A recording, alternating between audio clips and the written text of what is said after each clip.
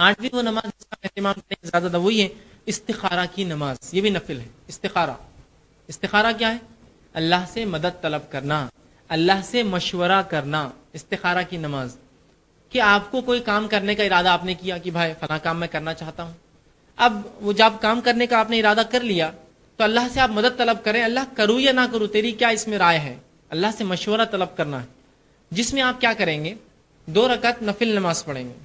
2 رکعت نفل نماز ہے، یاد رکھیے. اور اس کے بعد ایک مخصوص دعا ہے، وہ دعا آپ کو پڑھنا پڑیں گی. یہ دعا عموماً حسن المسلم دعاؤں کی اس میں مل جائیں گی، جو کہ کتاب و سنت سے ثابت شدہ ہونا ضروری ہے. حسن المسلم کے نام سے بڑے لوگوں نے کتابیں نکالی. حسن المسلم جو علی القحطانی ان کی بھی ہے، جو الحمدللہ اردو، ہندی اور انگلش تینوں زبانوں میں آ چکی ہے. بہت چھوٹی سی کتاب ہے، ثابت شدہ جتنی سنت سے دعائیں سب انہوں نے جمع کر دی اس کے اندر، اس کی تعداد اور کب سب کر دیا، اس میں ہیں، آپ کو ملیں گی. تو استخارہ کی نماز، ٹھیک ہے، کہ آپ اللہ سے مشورہ لے رہے، مدد طلب کرے، اللہ میں اس معاملے میں کیا کروں. اب یہ نماز کب پڑھی جائیں گی؟ یہ نماز ہر اس معاملے میں پڑھ سکتے ہیں آپ جہاں آپ کو ڈیسیجن لینا ہے، فیصلہ لینا ہے کس چیز میں، یہ چیز لوں یا نہ لوں. 2 چیزیں آگے آپ کے پاس، یہ کروں یا نہ کروں. ٹھیک، یا ایسا ہوگا کہ ایک سے زیادہ آپشن سے آپ کے پاس ہے، اللہ کیا کروں ان میں سے. یہ کبھی بھی آپ کر سکتے ہیں، مشورہ طلب کرنا ہے. اور آپ صلی اللہ علیہ وسلم نے حکم دیا اور صحابہ ہمیشہ استخارہ کرتے تھے، یہ نماز پڑھتے تھے. اب یہ نماز کے اطراف ایسی غلط فہمیاں ہیں لوگوں کو جس کی کوئی انتہا نہیں. یہ بھی وضاحت کر دوں، بہت سے لوگ اپنے استخارہ کی نماز دوسروں سے پڑھاتے ہیں. یہ تو اس کے لیے ہوا، استخارہ میں اللہ مشورہ دیتا ہے تو ظاہر سی بات ہے جو کرے گا اس کا ہوگا. اب مثال کے طور پر کسی کو ایک رشتہ آیا، کسی کا انسان کو لڑکا ہے، لڑکی کو رشتہ آیا. اب لوگ کہے بھائی تم استخارہ کرو، تو بولتا نہیں ابا تم استخارہ کرو. ابا کا استخارہ سے کیا تعلق ہے؟ یہ آپ کا مسئلہ ہے. ابا کو جو بتایا جائے گا وہ بہو کے تعلق سے ہوگا کہ یہ لڑکی کیسی ہے.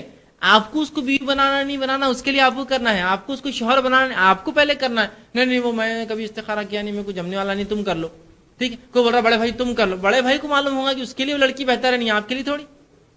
جس کا استخارہ وہ کرے گا، ٹھیک، جس کا استخارہ وہ کرے گا. اچھا، یہ غلط فہمی ہے کہ دوسروں سے استخارہ کراتے ہیں. یہ غلط فہمی اور کیا ہے جس کا چلن بن گیا.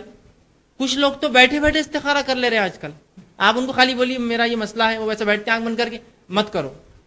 کیوں؟ استخارہ کر لیا میں نے، ہے نا. اسپیشل لائنز شاید انہوں نے اللہ سے لے لی، کچھ لیز لائنز کی، ان کو سیدھا پتہ چل جا رہا ہے ہم نماز پڑھو دعائیں کرو، اور وہ بیٹھے بیٹھے بتا دیتے ہیں، ہے نا. ٹی وی پہ آج کل ہو رہا ہے، چلو یہ تو سامنے موجود نہ لگ، اب تو فون پہ آپ کر لے سکتے. یہاں سے آپ نے فون لگایا، وہاں گھنٹی بچی، اور وہ شیخ تو کبھی دکھتے ہی نہیں کون ہے. میرے کو لگتا پردے کے پیچھے روبوٹ بیٹھا ہوا ہوگا کوئی، اس سے پوچھ لیتے سوالات.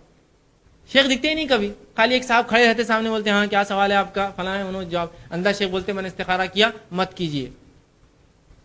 ٹھیک ہے، یا پھر زیادہ سے زیادہ وہ علاقے کے رہنے والے تو بولتے فلاں مسجد میں مجھ سے آ کے مل لیجیے، ہے نا. تو یاد رکھیے یہ سب فالتو چیزیں ہیں. شریعت نے استخارہ کا یہ حکم دیا، آپ خود کیجیے آپ کا استخارہ، پورا گھر کیجیے. اگر کسی مسئلے کا تعلق پورے گھر سے ہے تو استخارہ.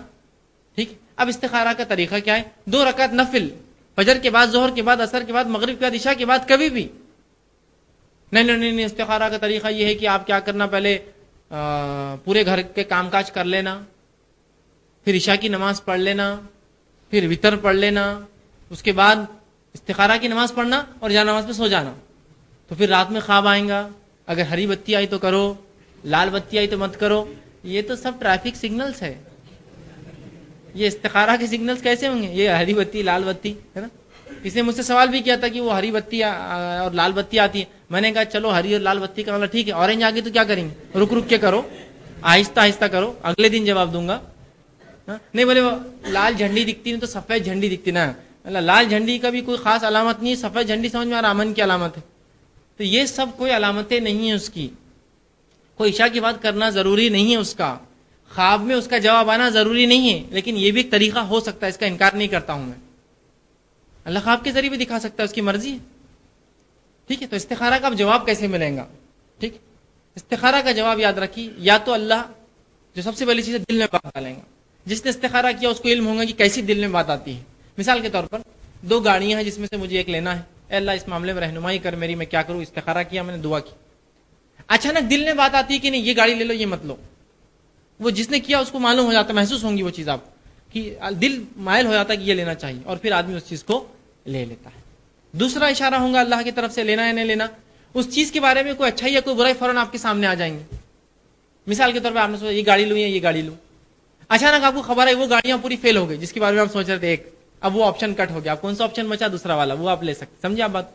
ये अचानक खबर आ जाती है, न्यूज आ गई दूसरे दिन के अखबार में, ये गाड़ियां बहुत टॉप नंबर पे आ गई, बड़ी अच्छी गाड़ियां, मेंटेनेंस नहीं, आप बोलेंगे चलो कुछ ना कुछ सामने ऐसा आ जाएगा जिससे आपका दिल बोलेंगे हाँ अब आगे बढ़ जाना चाहिए आज, ठीक, ये हो सकता।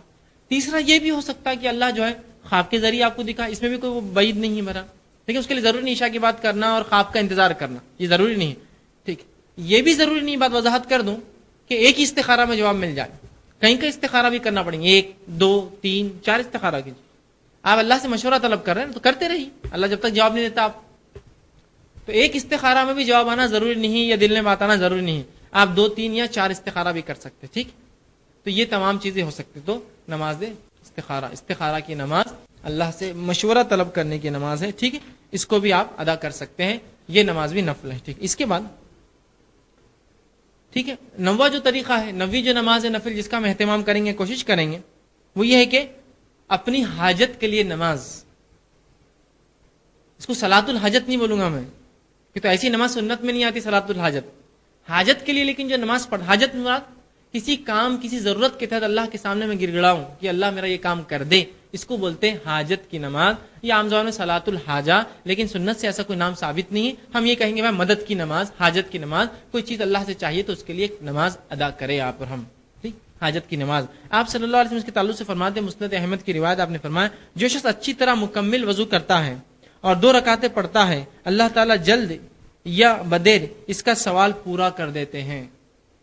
क्या फरमाया, जो शख्स अच्छी तरह वजू करता है, फिर 2 रकात नफल पढ़ता है और अल्लाह से अपनी हाजत रखता है, अल्लाह जल्दी या बदेर उसकी वो जरूर इंशाअल्लाह उसके वो दुआ को पूरा कर देगा। जल्दी या बदेर मतलब इसमें वजाहत हो गई, हो सकता है फौरन मिल जाए, हो सकता है फौरन ना मिले। यहाँ मोमिन बंदे को सब्र और उसका इम्तिहान है, बेसब्रापन नहीं दिखाना चाहिए अदर की इबादतों में बिलखुसूस, यार कितनी मैंने इस्तिखारा पढ़ लिया अब तक जवाब नहीं आ रहा, कितनी नफिल पढ़ लिया मेरा अब तक सवाल ही पूरा नहीं हुआ, ये बेसब्रापन मत दिखाइए, ये आपकी आजमाइश हो सकता है। आजमाइश में खरे उतरिए, अपने आप को जो है अल्लाह के सामने शर्मिंदा मत कीजिए ऐसी बातें कहकर कि मैंने इतनी दुआएं की आज तक जवाब नहीं आया, इतनी नमाजें पढ़ ली आज तक सवाल पूरा नहीं हुआ, ठीक। तो अल्लाह या तो जल्दी या बदेर उसको वो कर लेंगे। अब जल्दी में ये हो सकता है कि बिल्कुल हाल, और बदेर में ये भी हो सकता है कि क़यामत में उसका बदला दे, और क़यामत में बदला जो मिलेगा इन दुआओं का और इन नमाजों का उसका क्या है। आप सल्लल्लाहु अलैहि वसल्लम फरमाते जो शख्स दुनिया में दुआएं मांगे और उसकी दुआएं कबूल ना हो, तो रोज क़यामत उसका जब नामे अमाल उसके हाथ में मिलेगा तो कुछ अमाल, कुछ अजर, कुछ नेकियां ऐसी लिखी होंगी, वो कहेंगे अल्लाह ये काम तो कभी किया ही नहीं मैंने, लिखी हुई लेकिन इसके अंदर, तो फिर बताया जाएगा ये वो दुआएं थी जो तू दुनिया में मांगा करता था, जो मैंने कबूल नहीं की, आज तुझे अजर की शक्ल में मिल रही है। तो वो वहां कहेगा अल्लाह काश एक भी दुआ तू दुनिया मेरी कबूल ना किया होता, सब यहाँ अजर के बदले में दे देता। तो बदेर में ये भी शामिल है। तो आप बोलेंगे मैंने इतने सवाल कर लिया, इतनी रकातें पढ़ लिया आज तक नहीं, बदेर में ये भी शामिल है कि वो नमाजों का बदला अल्लाह क़यामत के दिन दे दे कि तेरी ये 2 रकात और ये तेरे वो दुआओं की ये बदला, ये नेकियां इतने इतने 100 इतने इतने हजार, और बंदा वहां ताज्जुब करेगा, बल्कि रसूल ने फरमाया अल्फाज भी अदा करेगा, काश कि मेरी एक भी दुआ दुनिया में अल्लाह कबूल नहीं कर, सबका बदला मुझे आज मिलता। तो क्या करेंगे, सलातुल हाजा या अपनी हाजत के लिए अल्लाह को पुकारेंगे, जिसका तरीका है जो कि कुरान के बिल्कुल ऐन कुरान के तरीके पे, वस्ताईनु बिस्सब्रि वस्सलाह, अल्लाह से मांगो सब्र और नमाज के जरिए, उसी का जो है ये वो है, सब्र और नमाज के जरिए अल्लाह से